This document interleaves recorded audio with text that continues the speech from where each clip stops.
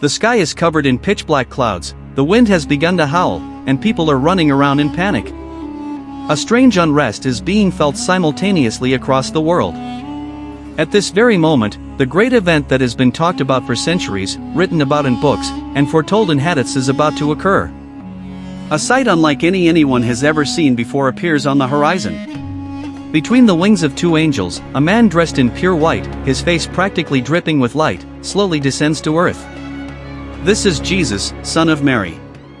But this is not the Jesus known to Christians. This is Jesus, peace be upon him, the messenger of God, the preacher of the true religion, the one who will reform corrupted beliefs and eradicate oppression at its roots. His arrival is not merely the return of a hero. It is the moment when the fate of the world changes, when the pages of history are rewritten.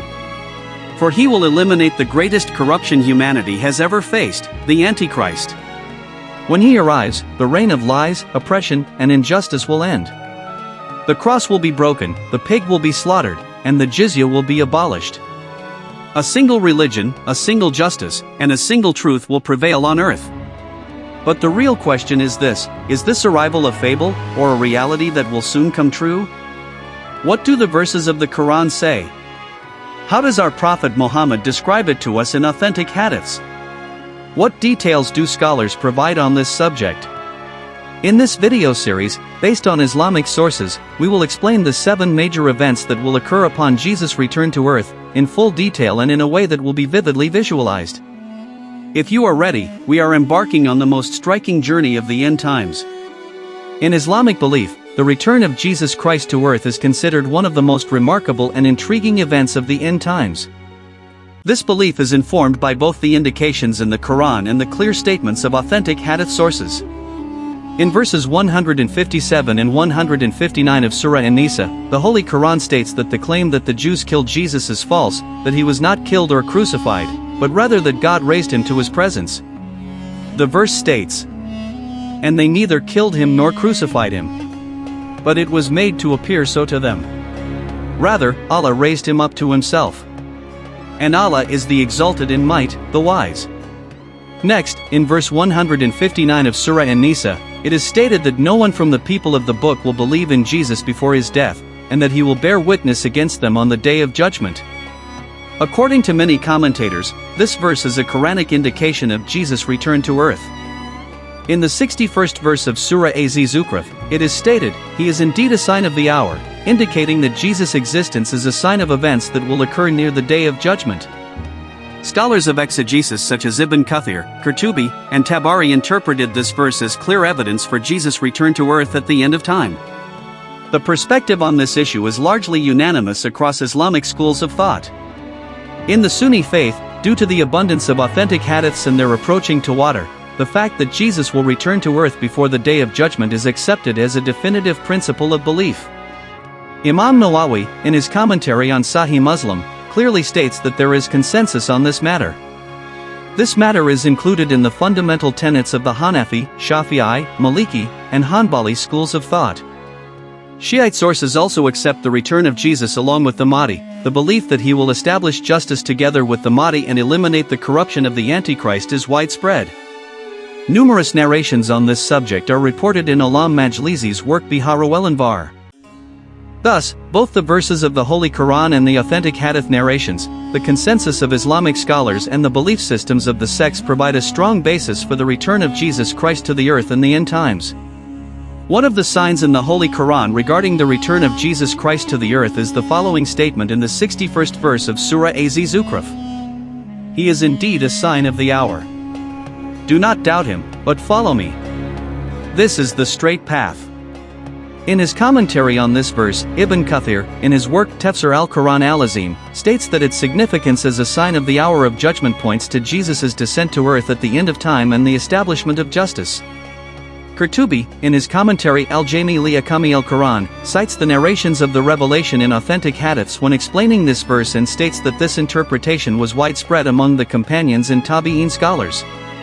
Al-Malali Hamdi Yazir, in his commentary Hakdini Quran Dili, interpreted the verse as the return of Jesus as one of the important signs of the end times, emphasizing that this is a widely accepted belief among Muslims. In authentic hadith sources, this issue is discussed in detail in various contexts. In the book Fitnah by Sahih Muslim, in a hadith narrated by Abu Hurairah, the Prophet said, "By him in whose hand is my soul, Jesus, son of Mary, will descend among you as a just referee." In the Sunan Abu Dawud, a narration from Abu Hurairah states that after his descent, Jesus will break the cross, kill the pig, and abolish the jizya. These narrations are not merely metaphors but have been interpreted as actual events that will occur in the end times. Scholars have stated that, based on the fact that these hadiths are transmitted with authentic chains of narration and have multiple transmission routes, the return of Jesus should be included among the articles of faith.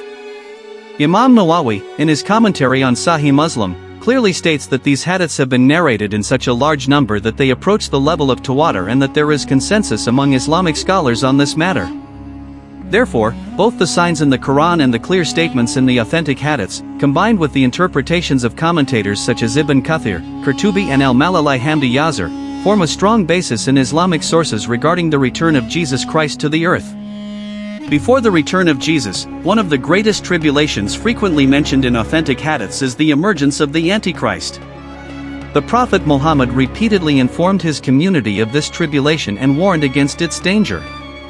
A long hadith narrated from Nawas ibn Salman in Sahih Muslim's book Fitnah details the timing of the Antichrist's emergence, his physical characteristics, his methods of deceiving people, and the great chaos he will cause. This hadith states that the Antichrist will reign for 40 days, with the first day being a year, the second a month, the third a week, and the remaining days being ordinary days.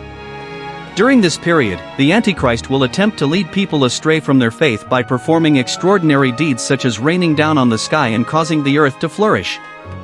In another hadith, the Prophet Muhammad stated that the Dajjal strife is the greatest strife to emerge from the creation of Adam until the day of judgment. These warnings demonstrate that the Ummah must be aware of and prepared for this strife. The social depiction of the end times is also clearly present in the hadiths. In the chapter Fitnah by Tirmidhi, the Prophet Muhammad predicted that in the pre-doomsday era, honesty would decline, trusts would not be honored, lies would become widespread, interest and adultery would become normal, and oppression and injustice would prevail in society. Furthermore, a narration in Bukhari states that knowledge will be abolished, ignorance will spread, and killing and bloodshed will increase. These hadiths indicate that before the return of Jesus, the world will enter a period of spiritual darkness and that people will face great trials.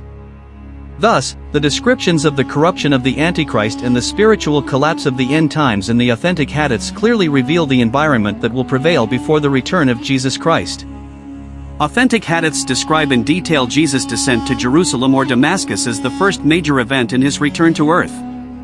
In the hadith narrated by Abu Hurairah in the Kitab al-Fitnah section of Sahih Muslim, the Prophet stated that Jesus would descend east of Damascus, next to the white minaret. The narration states that he will descend to earth with both hands on the wings of angels. In his commentary on Sahih Muslim, Imam Nawawi stated that the phrase "the white minaret east of Damascus" in the hadith likely refers to the Umayyad Mosque in Damascus or a structure in its vicinity. This interpretation has been accepted by many Islamic scholars throughout history. The moment of his descent is vividly described in the narrations. Another hadith narrated by Abu Hurairah states that Jesus will be wearing two pale yellow-colored garments, his head will appear as if wet with dripping water, and that people will find peace upon his arrival. He will descend to earth between the wings of two angels, as if a light descended gently from the sky. These narrations were also discussed in detail in Ibn Kathir's work An-Nihayah fi al-Fitan bi al-Malahim, and it was stated that the point of descent of Jesus would be a region close to Jerusalem, and that he would then go to Jerusalem and pray there with the leader of the Muslims. Therefore, authentic hadiths, interpretations of Islamic scholars and historical accounts clearly reveal that the first great event that will take place after the return of Jesus Christ is the glorious descent between the wings of two angels, around the white minaret, on the line between Damascus and Jerusalem. According to authentic hadiths, one of the most important events that Jesus will accomplish after his return to earth is his own elimination of the Antichrist. A long hadith narrated from Nawas ibn Salman in the Fitnah section of the Sunan ibn Majah states that Jesus will pursue the Antichrist after his descent, apprehend him at the Lud gate in Palestine, and kill him there. The hadith states that the Antichrist will retreat wherever Jesus' breath reaches, and will ultimately be killed by Jesus at the gate of Lud. This event is seen as the definitive end of the Antichrist's strife. In his commentary on Sahih Muslim, Imam Nawawi explained this narration, stating that Lud is the city of Lud in Palestine, which still exists today, and that the location mentioned in the Hadiths aligns with this city. Killing the Antichrist means the end of the darkest tribulation of the end times. As the Prophet Muhammad narrated, this tribulation is one of the most difficult tests for believers. Therefore, the intervention of Jesus will be a great source of salvation and peace for believers.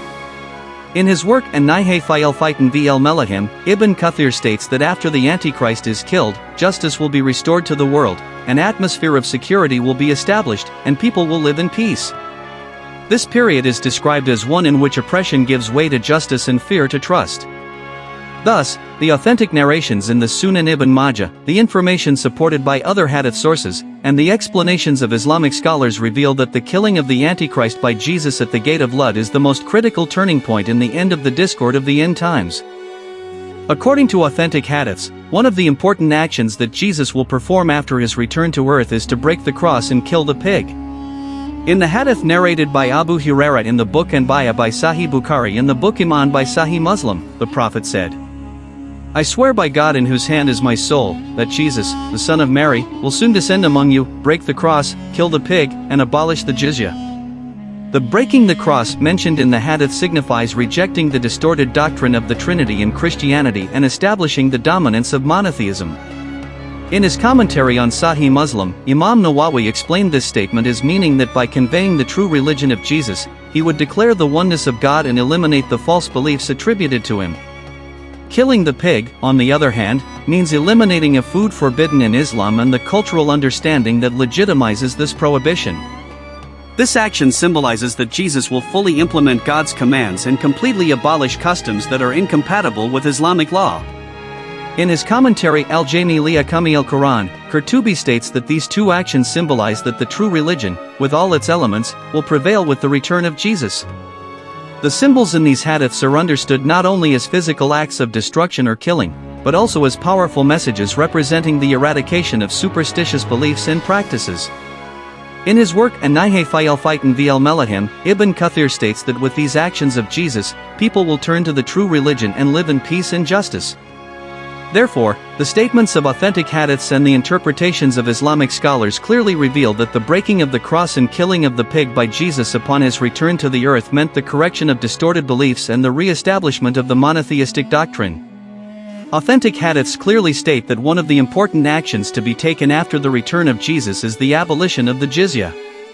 In a famous hadith narrated by Abu Hurairah in the book Anbiya by Sahih Bukhari and the book Iman by Sahih Muslim, the Prophet said, "I swear by God in whose hand is my soul, that Jesus, son of Mary, will soon descend among you, break the cross, kill the pig, and abolish the jizya. Wealth will increase so much that anyone who wishes to give alms will find no one willing to accept it." In Islamic jurisprudence, the jizya is a tax levied on non-Muslims, the people of the book, as a reward for their safety and security in Islamic society. However, according to hadith, this practice will end with the return of Jesus. In his commentary on Sahih Muslim, Imam Nawawi attributed the abolition of the jizya to the fact that Islam would be the sole dominant religion on earth at that time. According to him, as a result of Jesus' preaching, the people of the book would also embrace Islam, leaving no one to pay the jizya. In his commentary on Sahih Bukhari titled Fath al-Bari, Ibn Hajar al-Asqalani also commented on this hadith, stating that the abolition of the jizya symbolized the universal dominance of Islam and the beginning of an era of peace. According to him, this era would be a time of an end to wars, an increase in wealth and prosperity, and an end to hostility between people. In his work Et Tezkire, Qurtubi analyzes these hadiths, stating that the abolition of the jizya heralds an era in which religious unity and justice have reached their peak. In this era, distinctions such as taxes and privileges between different faith groups will no longer exist, and everyone will be subject to the laws of Islam. Therefore, authentic hadiths and the interpretations of scholars reveal that the Prophet Jesus will abolish the jizya not only as the end of a financial practice, but also as a symbol of the dominance of a single religion on earth and a period of permanent peace. Authentic hadiths clearly state that one of the most important duties that Jesus will undertake upon his return to earth is to rule with justice. In a hadith narrated by Abu Hurairah in Sahih Muslim's book Iman, the Prophet stated that Jesus will descend as a just referee and will rule fairly among people. The point particularly emphasized in these hadiths is that Jesus would rule not by the biblical law he himself brought, but rather by the law brought by the Prophet Muhammad, as one of the Ummah. Imam Nawawi, in his commentary on Sahih Muslim, states that this demonstrates that Jesus, as a member of the Ummah, was subject to Islamic law and would abide by it in all his practices, except for the specific provisions related to his prophetic status. The impact of justice on social transformation has been extensively discussed in hadiths and scholarly commentaries. In his work An-Nihaya fi al-Fitn wa al-Malahim, Ibn Kathir states that thanks to Jesus' just rule, oppression will be completely eliminated, people's property and lives will be secured, and their welfare will rise. It is stated that during this period, people's needs will be more than met, social justice will be fully established, and peace will prevail in society.